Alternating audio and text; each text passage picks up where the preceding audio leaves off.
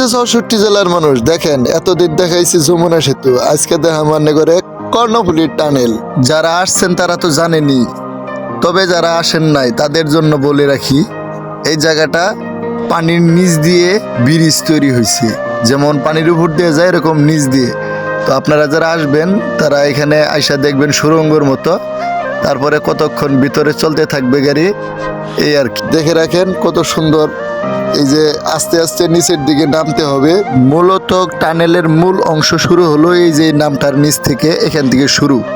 একটা কথা বলে রাখি, আপনাদের জানা থাকা দরকার, এখানে ভিতরে যতক্ষণ আপনি থাকবেন ততক্ষণ শুধু আপনার ফাফল লাগবে, যতক্ষণ না বের হবেন। এই দেখেন কত সুন্দর একটা পরিবেশে চলে আসলাম। আলহামদুলিল্লাহ, এখন খুব ভালো লাগতেছে। ভিতরে যতক্ষণ আছিলাম যদিও ভয় লাগলো একটু, এখন কিন্তু খুব ভালো লাগতেছে। আলহামদুলিল্লাহ, এত সুন্দর পরিবেশ, খোলা, আর ওয়েদারটাও সেই। আলহামদুলিল্লাহ।